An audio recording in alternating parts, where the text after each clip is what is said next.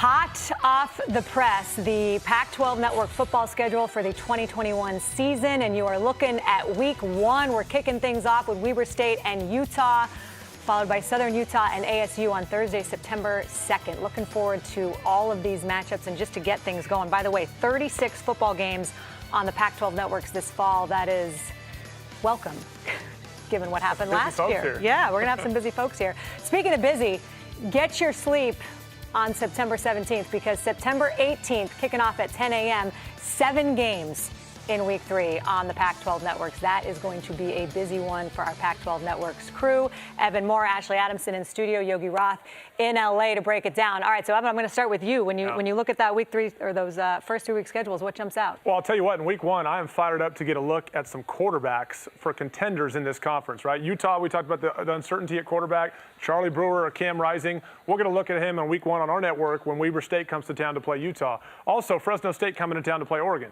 We think it's going to be Anthony Brown, but is it Anthony Brown, and how does he look in week 1 early for Oregon? It's probably the only question mark on that entire roster.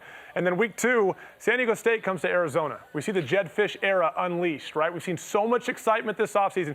Jedd Fisch has won the offseason. There's no question about that. We'll see how his team looks early on Pac-12 Network. And then lastly, UCLA's had issues in non-conference games since Chip Kelly arrived. His first 2 years, 0-6. Did not play non-conference games last year. This year, Hawaii, LSU, then Fresno State on our network week 3. Really anxious to see how UCLA starts. They have to start fast this year. They have not been able to do that in the past. You'll see it right here on Pac-12 Network. We can't wait. Yogi, how about you? What jumps out?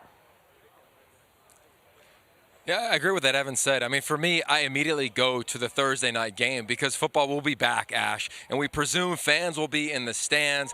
Arizona State, that stadium, following their team. There's a lot of hype and energy, of course, around them. Then Weber State and Utah with that refurbished stadium. Can't wait to get to Salt Lake City and be able to see that stadium in person. And then I go right to the first Saturday at the Coliseum in Los Angeles. Nick Starkel, returning quarterback at San Jose State University. Brent Bennon, one of the top coaches last year, won a bunch of Coach of the Year award honors. Now he goes to face Clay Helton and Keaton Slovis and a potential Heisman candidate. How do the Trojans kick this thing off? I can't wait to hopefully be there at the Coliseum for that one. And then I go again to week 3, right? UCLA, to Evan's point, they've struggled in non-conference games. They're going to have a bye. So they're going to have Hawaii, LSU, a break, assess where they are, and then get Jake Haener, the former UW quarterback, at home at the Rose Bowl in a night game. And then a kickoff that day. How fun is this one going to be? We're going to get Minnesota and P.J. Fleck coming to Boulder against Carl Durrell, and I do think Colorado is going to be sneaky good again. I think they're flying under the radar, and I think they have a chance to be undefeated. And imagine if they beat A&M prior to that game against Minnesota, Boulder will be absolutely bonkers for that ball game. I will say the nice thing about spring football going so late into the spring is that fall's going to be here before we know it. We got less than 100 days until kickoff.